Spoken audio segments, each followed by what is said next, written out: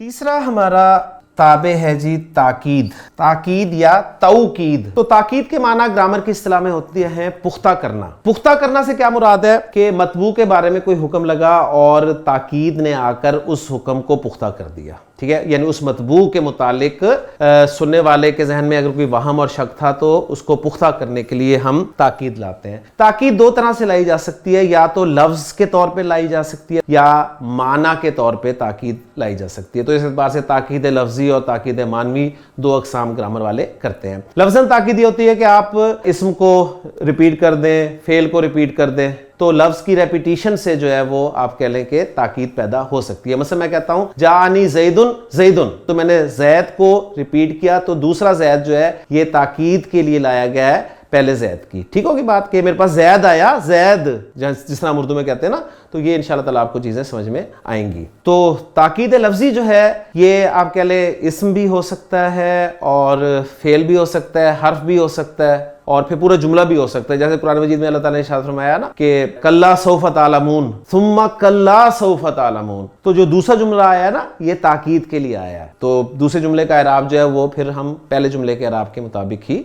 करते हैं। हर्फ की एग्जांपल जैसे मैं कहता हूं नाम नाम हाजा किताबी, हाँ हाँ, उर्दू में कहते हैं ना हाँ हाँ ये मेरी किताब है, तो ये हाँ हाँ जो हम कह रहे हैं एक दफा हाँ ये मेरी किताब है काफी है, लेकिन जब आप कहते हैं हाँ हाँ ये मेरी किताब है तो दूसरा हाँ जो आप लाए हैं वो ताकीद के लिए लाए हैं। तो अरबी जुबान में भी ये कहा जा सकता है कि नाम नाम हाजा किताबी। ताकीद मानवी में कुछ अल्फाज जो है उनको इस्तेमाल किया जाता है और उन अल्फाज में खास तौर पे कुल का लफ्ज जो है ना ये आप अच्छी तरह समझ लें ये इस्तेमाल होता है। और कुल का लफ्ज मुदाफ होकर इस्तेमाल होता है। मसलन एक एग्जांपल मैं कुरान से रख देता हूँ क्योंकि इस टेक्स्ट में जो मैंने आपके सामने जिक्र किया सूरतुल फातिहा का, इसमें ताकीद का उस्लूब तो नहीं था, लेकिन यहाँ पर बहरहाल ला जो इस्तेमाल हुआ ना ग्रामर में कहते हैं कि ये ला जो है ये ताकीद के लिए आया है। गैरिल मग़दूबि अलैहिम वलद्दालीन, यानी वद्दालीन था असल में, लेकिन ला जो है ये ताकीद के लिए लाया गया, ताकीद लफ्जी के लिए, यानी गैर की ताकीद के लिए। तो टॉपिक ताकीद का हमारा जो लफ्जी है वो यहां से हमें एग्जांपल मिल गई कि गैर भी ना के माना में होता है ना,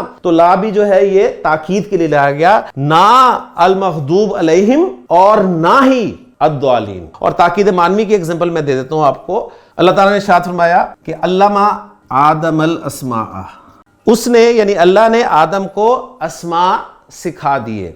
अल अस्मा, अल में भी मफहूम था कुल का, लेकिन फिर अल अस्मा की ताकीद के लिए लाया गया कुल्ला।